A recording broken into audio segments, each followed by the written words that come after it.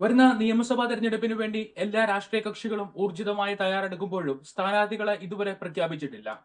വേഗത്തിൽ തന്നെ പ്രഖ്യാപിക്കുമെന്ന് പാർട്ടി നേതാക്കൾ പറയുന്നുവെങ്കിലും സ്ഥാനാർത്ഥികൾ ആരൊക്കെയെന്ന് അറിയുമെങ്കിലും ഔദ്യോഗികമായി പ്രഖ്യാപനം വെച്ച് താമസിപ്പിക്കുന്നത് എന്തിനാണ്? സ്ഥാനാർത്ഥികളെ നേരത്തെ തന്നെ പ്രഖ്യാപിക്കുന്നത് ശരിക്കും ഗുണമല്ലേ? അതോ അവസാനം വരെ കാത്തിരിക്കുന്നത് വിജയതന്ത്രമാണോ? സ്ഥാനാർത്ഥികളെ ആദ്യം തന്നെ പ്രഖ്യാപിക്കുന്നത് കൊണ്ട് പല ഗുണങ്ങളുമുണ്ട്. അവർക്ക് ജനങ്ങളുമായി അടുപ്പമുണ്ടാക്കുവാനും കൂടുതൽ ആളുകളെ നേരിട്ട് സന്ദർശിച്ച് വോട്ടുകൾ അഭ്യർത്ഥിക്കുവാനും അടുപ്പമുള്ളവരുടെയെല്ലാം വോട്ടുകൾ നേരിട്ട് സന്ദർശിച്ച് തന്നെ ഉറപ്പിക്കുവാനും സമയം കിട്ടും. വീടുകൾ സന്ദർശിക്കാം, കൂടുതൽ മീറ്റിംഗുകൾ നടത്താം, കൂടുതൽ ആളുകൾക്ക് പരിചിതനാകാം.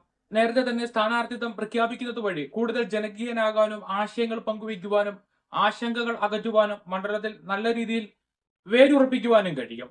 വോട്ടർമാർക്ക് സ്ഥാനാർത്ഥിയെ കൂടുതൽ അടുത്തെറിയുവാൻ കഴിയും. പാർട്ടിക്കപ്പുറം സ്ഥാനാർത്ഥിയെക്കുറിച്ച് പഠിക്കുവാനും ഇതുവഴി കഴിയും. എന്നാൽ രാഷ്ട്രീയത്തിൽ ഗുണങ്ങൾ ഉള്ളതിലും ഏറെ ദോഷങ്ങളും ഉണ്ടല്ലോ. ആദ്യം തന്നെ സ്ഥാനാർത്ഥിയെ പ്രഖ്യാപിക്കുന്നത് കൊണ്ട് ഗുണത്തിലും അധികം ദോഷങ്ങളുണ്ട്. ഒരു രാഷ്ട്രീയ പാർട്ടി അവരുടെ സ്ഥാനാർത്ഥിയെ പ്രഖ്യാപിച്ചാൽ മറ്റുള്ള പാർട്ടികൾക്ക് ഈ സ്ഥാനാർത്ഥിയെക്കുറിച്ച് പഠിക്കാനുള്ള അവസരം കിട്ടും.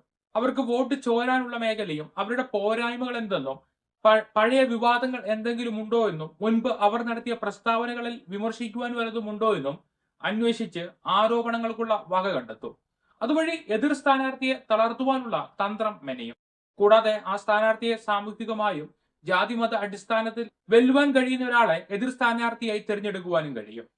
തിരഞ്ഞെടുപ്പിൽ രാഷ്ട്രീയ പാർട്ടികൾ കളിക്കുന്ന ഏറ്റവും വലിയ ഫൗൾ ഗെയിമാണ് വിമത സ്ഥാനാർത്ഥികളെ നിർത്തുന്നത്.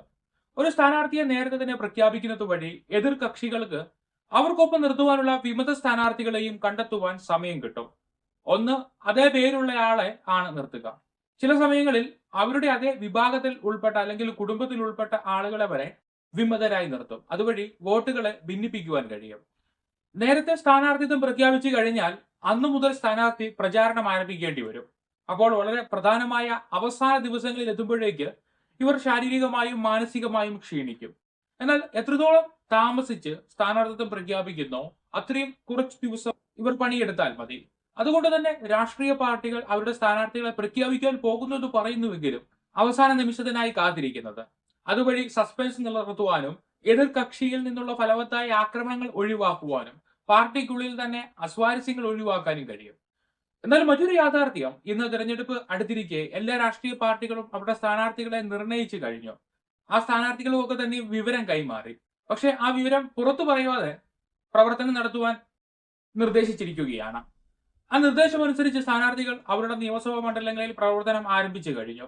പ്രാദേശിക നേതാക്കളെ കാണുകയും ബൂത്ത് കമ്മിറ്റികൾ ശക്തിപ്പെടുത്തുകയും വോട്ടർമാരുടെ ഡാറ്റ ക്രമീകരിക്കുകയും ചെയ്ത ജോലികളിലാണ് അവരിപ്പോൾ. രാഷ്ട്രീയ തന്ത്രം എന്ന നിലയിൽ നാമനിർദ്ദേശ പത്രിക സമർപ്പിക്കാനുള്ള അവസാന തീയതിക്ക് ദിവസങ്ങൾ മാത്രം ശേഷിക്കുമ്പോഴായിരിക്കും വളരെ രഹസ്യ സ്വഭാവമുള്ള പല മണ്ഡലങ്ങളിലെയും സ്ഥാനാർത്ഥികളെ രാഷ്ട്രീയ പാർട്ടികൾ പ്രഖ്യാപിക്കുക. നാം പുറമെ നിന്ന് കാണുന്നത് പോലെയല്ല. തന്ത്രപരമായി നീങ്ങിയില്ലെങ്കിൽ കോടികൾ നഷ്ടമാവുകയും പ്രവർത്തനങ്ങളെല്ലാം പാളിപ്പോവുകയും ചെയ്യുന്ന മേഖലയാണ് ഇത്. സാമൂഹ്യ മാധ്യമങ്ങൾ സ്വാധീനം പുലർത്തുന്ന ഈ കാലത്ത് സ്ഥാനാർത്ഥികൾക്ക് എതിരെ ദുഷ്പ്രചാരണം നടത്തുവാൻ രാഷ്ട്രീയ പാർട്ടികൾക്ക് സാധിക്കും. രാഷ്ട്രീയമായി നേരിടുവാൻ കഴിയാത്ത സാഹചര്യത്തിൽ വ്യക്തിപരമായ ആരോപണങ്ങളായിരിക്കും അഴിച്ചുവിടുക. അതുകൊണ്ട് തന്നെ ഭരണകക്ഷിയും പ്രതിപക്ഷ കക്ഷികളും എല്ലാം തന്നെ കാത്തിരിക്കുകയാണ്. ഇതൊക്കെ തിരഞ്ഞെടുപ്പ് തന്ത്രങ്ങളിലെ സാമ്പിളുകൾ മാത്രം. കൂടുതൽ വാർത്തകളും വിശേഷങ്ങളും അറിയുവാൻ ചാനൽ സബ്സ്ക്രൈബ് ചെയ്തു വെക്കുക.